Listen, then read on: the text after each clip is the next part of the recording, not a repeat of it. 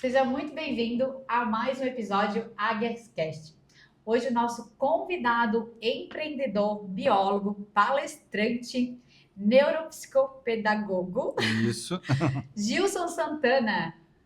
Obrigado pelo convite, Andresa. Realmente é muito legal a gente estar aqui num projeto de alguém que a gente sempre está vendo na internet, no YouTube, e a gente está aqui no projeto pessoalmente aqui. Agradeço pelo convite e espero contribuir com o seu projeto, contribuir com o empreendedorismo feminino e falar Sim. um pouco também da minha carreira, das minhas duas carreiras, né? Porque eu tive uma carreira de professor e agora eu estou empreendendo aí também. Que maravilha, Gilson. É uma honra ter você aqui conosco, tá? E a gente quer saber agora como é que foi a sua trajetória na educação. Então, eu me formei em biologia em Salvador, não vou dizer o ano, mas foi lá atrás. E daí depois fui para Amazônia Legal, que chama, né? Porto Velho, Rondônia, e passei 10 anos lá dando aula em faculdade, dando aula em colégio, fazendo a parte de assessoria ambiental, que tinha muita Sim. coisa acontecendo, usina, duas usinas estavam sendo construídas lá na época que eu estava lá, a usina de Giral e a usina de Santo Antônio. Eu participei de algumas coisas em relação a essas duas usinas, e depois eu queria fazer mestrado e não tinha o mestrado que eu queria lá, que era o Sim. mestrado em educação, na área ambiental. Lá era mais para a questão de malária, porque é um local muito de malária, né? Sim. Então os mestrados eles eram muito direcionados nessa direção. Aí eu vi que em Santa Maria tinha o mestrado que eu queria, aí eu fui para Santa Maria, consegui ir para Santa Maria, transferido do trabalho, e fiz o mestrado, e a partir daí eu comecei continuei dando aula, fazendo trabalhos também na parte ambiental, e acabei me aposentando como professor de ensino médio. Sim. Dei aula no ensino superior também, mas me aposentei como professor de ensino médio. E quais são as áreas que você atua hoje no empreendedorismo? Então, por conta de ter ficado bastante tempo nessa parte educacional, eu tratei muito das questões de valores pessoais ligados a alunos.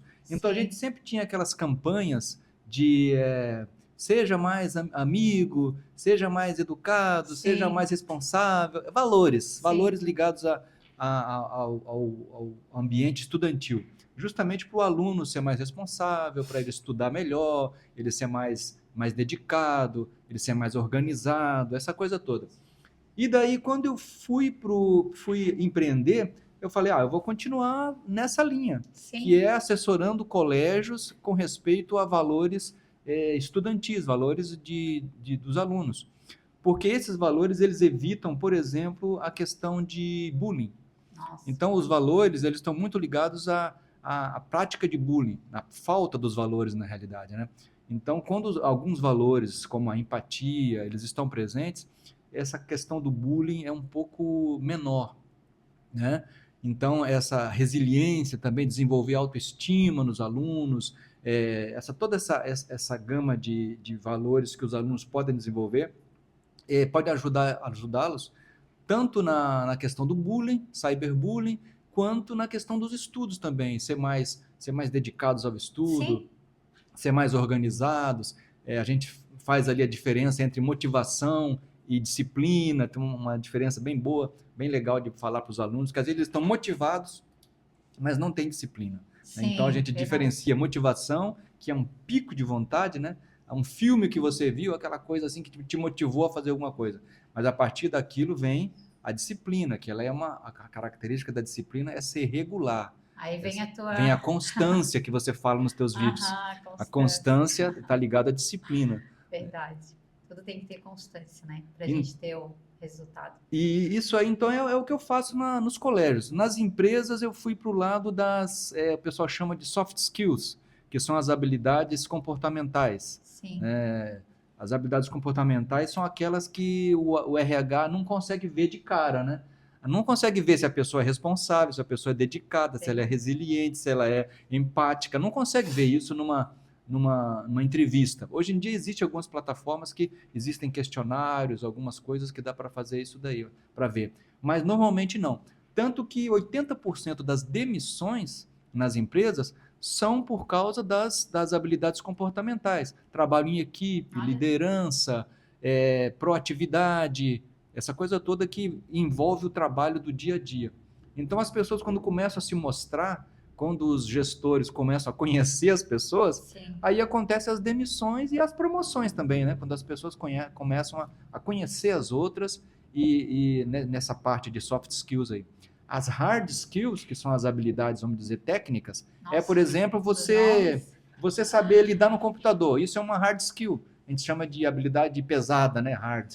É uma habilidade ligada à parte técnica. Né? Então, você saber lidar num computador, você saber lidar numa máquina, operar uma máquina, isso são habilidades hard skills, habilidades pesadas, vamos dizer assim. Sim. As soft skills, que ao pé da letra seriam habilidades leves, né? Soft, suaves, são as habilidades comportamentais, trabalhar em equipe, como eu disse, aquelas habilidades mais de convivência, né? As pessoas serem mais companheiras, resilientes, parceiras, responsáveis, todas essas habilidades comportamentais, de comportamento, quando a pessoa vai fazer, que você vê, que eu procuro trabalhar nas empresas, porque é o que falta muito.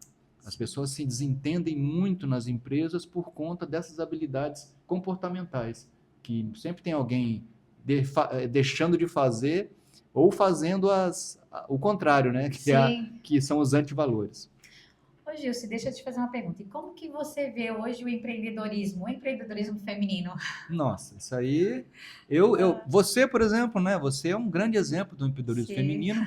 E eu, como estudante, assim, dessa coisa do empreendedorismo e do que leva ao empreendedorismo, eu vejo que as mulheres, elas vieram trazer muitos valores que os homens, muitas vezes, não conseguem, conseguem até, mas não conseguem com facilidade que a mulher tem. Por exemplo, sensibilidade. A mulher, a gente sabe que é muito mais sensível em relação, por exemplo, ao sofrimento de alguém, né? Pela questão da maternidade e tudo mais. Então, hoje em dia existe o que está se denominando como liderança humanitária, né? A liderança humanizada, ou melhor. A liderança humanizada é quando a mulher lidera, mas ela lidera com autoridade e não com autoritarismo. E hoje em dia está bem alta, né? Está bem alta. E a mulher, ela lidera com uma liderança humanizada, justamente por causa dessa questão da sensibilidade. Então, muitas vezes, os gestores, os grandes gestores, eles preferem líderes na sua empresa, líderes mulheres, porque vai saber que vai ser uma liderança mais suave, uma liderança mais conversada, vamos dizer assim. Né? Outro aspecto que a mulher veio trazer é a questão da resiliência. A gente sabe que, historicamente, a mulher passou por muitos embates, né? Por conta das dificuldades, por conta de ter várias funções ali, muitas vezes, dentro de casa. Então, a mulher veio trazer essa resiliência de passar por coisas difíceis, mas retornar a um ponto de equilíbrio. A resiliência, ela é uma característica que é trazida da física, né? Tem materiais que são resilientes. Por exemplo, o ferro. O ferro, se você esquentar, ele amolece, mas depois ele volta a endurecer novamente. Ele volta à sua condição natural. Então, a resiliência, ela veio disso, dessa característica física de materiais. O plástico, por exemplo, se você aquecer o plástico, ele amolece, mas depois ele endurece novamente. Ele é resiliente, ele volta ao que era. Então, isso foi trazido para o nosso comportamento, ser resiliente. Você sofreu um embate, sofreu uma pressão, mas retornar à sua condição de equilíbrio. Nossa! Não é verdade? Forte. Não, interessante estar ouvindo isso, né, de um homem ainda, então é muito interessante. Então, a mulher, ela tem essa característica de ser resiliente por ter, historicamente, ela tem enfrentado muitas coisas. Então, ela é dela enfrentar as coisas e voltar ao seu equilíbrio, se desequilibrar por causa das coisas, por causa dos embates diários da vida, mas ela volta à sua condição de equilíbrio, né? E a questão também outra da flexibilidade da mulher. A mulher também, pela questão de ser multitarefa, no dia a dia, mesmo antes de entrar para a vida empresarial, a mulher ela é multitarefa, ela é mãe,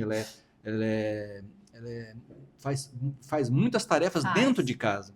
Então, digo, é filha, é casa, é marido, é cuidar da gente, é empreender. Exatamente. E quando a mulher vai para o empreendedorismo, ela leva essa flexibilidade com ela, essa condição natural de se dedicar a várias coisas entre aspas, ao mesmo tempo, né? Não é que a mulher se dedica ao mesmo tempo, porque não consegue. Não. Ela consegue Mas se dividir isso, né? se organizar para ter várias tarefas sendo feitas ao mesmo tempo. Enquanto a mamadeira está esquentando ali, ela está fazendo outra Isso. coisa. Consegue Ela tá aproveita executando, mais né? o tempo. Ela aproveita mais o tempo. Ela tem mais a questão de aproveitar melhor o tempo. E isso ela leva para o empreendedorismo também. Sim. E outras coisas aí, né? Que eu coloquei no meu livro aí também.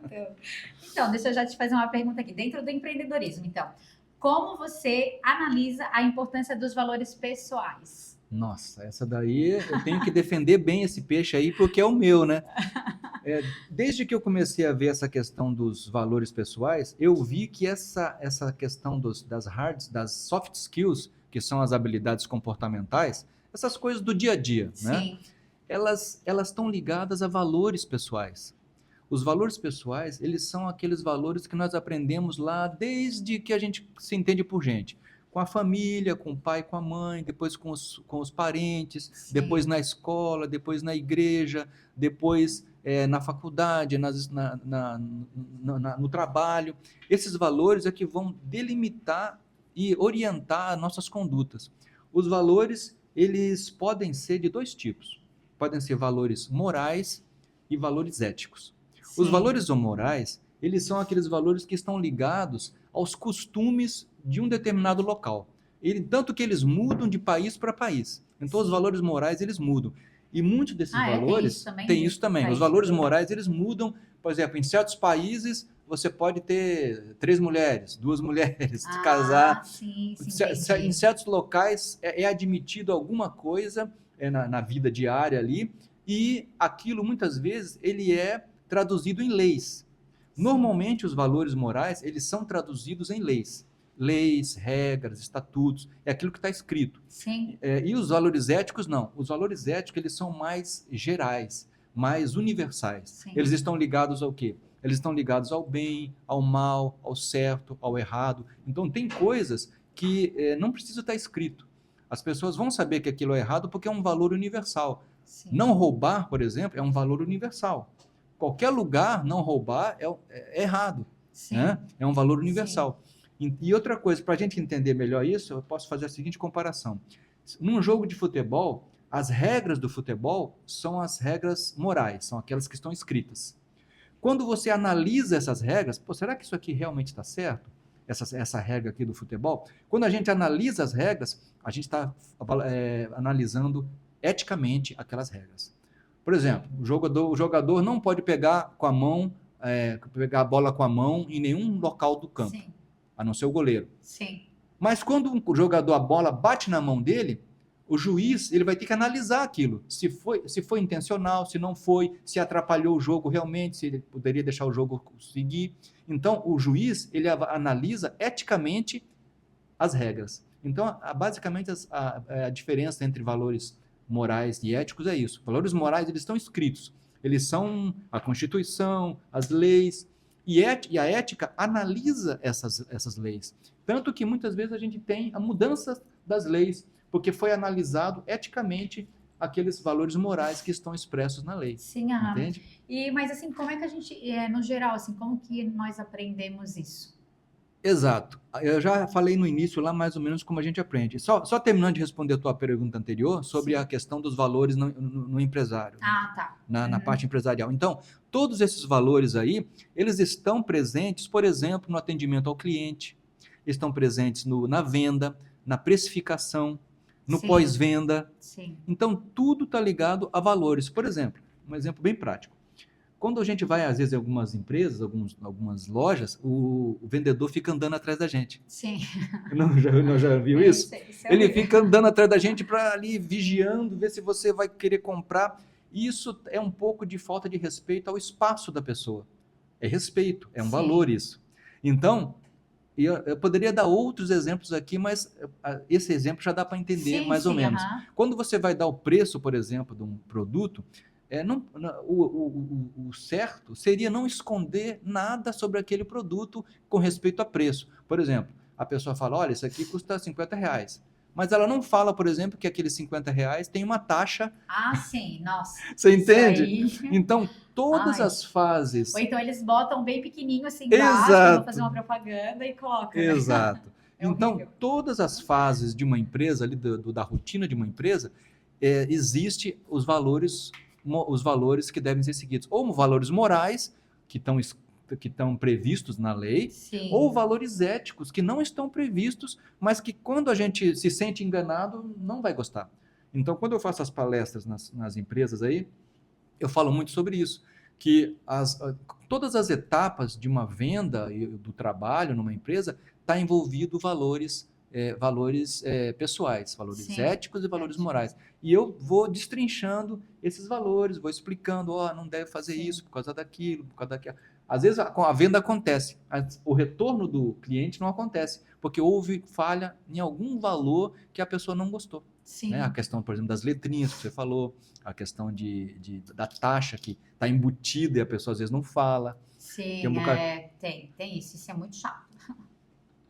Isso é bem antiético, né? Bem antiético, É. né? É bem antiético. E é isso que eu tento passar nas empresas, que muitas vezes uma venda, fazer a venda dizendo tudo, vai fazer com que a pessoa retorne, porque ela não vai se sentir enganada. Sim. Né? E os valores são sempre acompanhados de antivalores? Como diferenciar isso? Exato. Na realidade, a gente só sabe que é um valor quando a gente compara com um antivalor. Por exemplo, honestidade. A gente só vai saber muitas vezes que uma pessoa está sendo honesta porque você conhece a desonestidade. Então, um ajuda a compreender o outro. Então, sempre ao lado de um valor está um antivalor, porque na verdade é isso que faz com que a gente entenda o valor, conheça o valor e saiba que aquele valor ali ele deve ser cumprido, porque o contrário vai ser pior. O contrário Sim. não é bom. Então, honestidade, desonestidade, né? A questão da empatia, Nossa, bem colocado isso, não? a questão da empatia ou da falta de sensibilidade. A empatia é aquela condição da gente tentar se colocar emocionalmente no lugar da pessoa.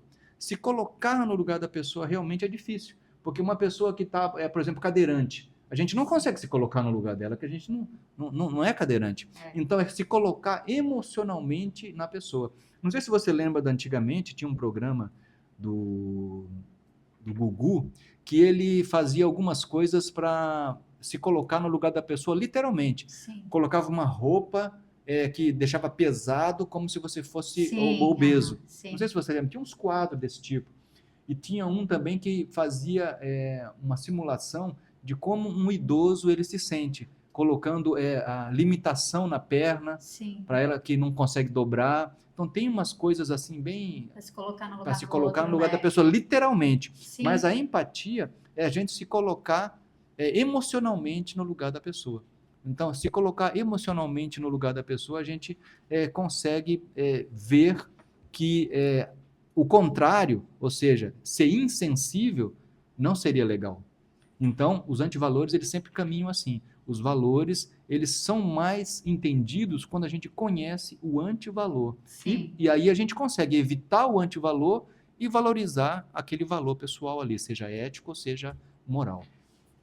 Que legal, que interessante. E qual a mensagem que você deixaria, Gilson Santana, então, para os empreendedores com respeito aos valores pessoais? Exato. O que eu posso deixar principalmente para os gestores assim, é investir nessa questão.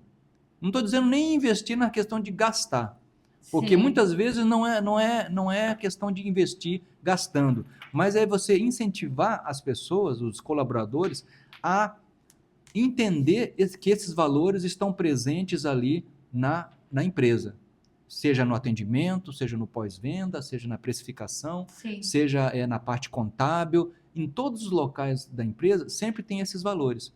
Então existe aí milhares de fontes aí na internet que falam sobre isso daí. Então muitas vezes incentivar o colaborador a ler, indicar um livro, fazer conversas ali entre eles, uma roda de conversa, falar sobre esses valores, porque o que eu percebi é que existe uma onda aí crescente de analisar essas soft skills, mas elas são analisadas assim muito sem ir na raiz. Por exemplo, liderança, trabalhar em equipe, ser proativo, essa coisa toda é as soft skills, mas Sim. na raiz dessas soft skills estão os valores.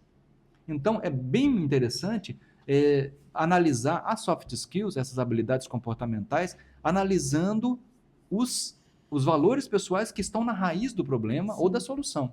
Então, a minha dica assim, para os gestores aí é que incentivem as pessoas, os colaboradores, os líderes, a estudar essa questão dos valores pessoais ligado às soft skills, porque isso aí vai evitar bastante problema nas empresas. E, se quiser, me chame, né? Sim. Me chama que eu faço lá um workshop bem legal sobre esse negócio de soft skills. Nossa, Gerson, muito, muito bom estar aqui com você hoje, te ouvir aqui, estar compartilhando a sua história aqui conosco, tá? Queria te agradecer pela tua presença, por estar aqui com a gente. E você falou do seu livro, eu quero... Sim, Fala eu trouxe aí pra gente eu trouxe esse livro aqui, porque esse livro aqui eu escrevi mais ou menos acho que foi uns 6 anos escrevendo esse livro. Porque não é um livro assim de 10 páginas, 20 páginas, são 450 páginas. Sim. Então, é muita coisa sobre educação, sobre profissões, tanto que o nome do livro é O Sucesso Escolar e a Escolha da Profissão. Nossa. Então, aqui tem assim quase tudo que você imaginar em relação a problemas escolares, questões escolares, bullying, cyberbullying, gerenciamento de sala de professores, como é que você escolhe uma profissão, turma do fundão, escrevi sobre a turma do fundão nas escolas e tudo mais. Legal, e eu queria presentear você com esse livro aqui, mas não é de graça. Ah, não. Olha só, não é de graça. Eu quero que você me dê um retorno de que você percebeu, da sua percepção do livro. Lógico que isso aí não tem tempo. No seu tempo, quando você, Gilson, eu li tal parte, isso aqui é um livro que você não precisa ler do início. Você pode pegar lá no meio. Eu li tal parte, assim, achei bem legal. Essa parte aqui eu acho que tá faltando isso. Dá um feedback para mim. Tá bom, pode deixar. Esse é o preço. Muito obrigada, muito obrigada. Depois eu faço faz uma dedicatória para você. Eu quero te agradecer, tá, por compartilhar sua história, sua jornada, trajetória, né? Seus negócios aqui com a gente. E se essa história te inspirou, siga no Águias Cash, o nosso podcast, e até a próxima.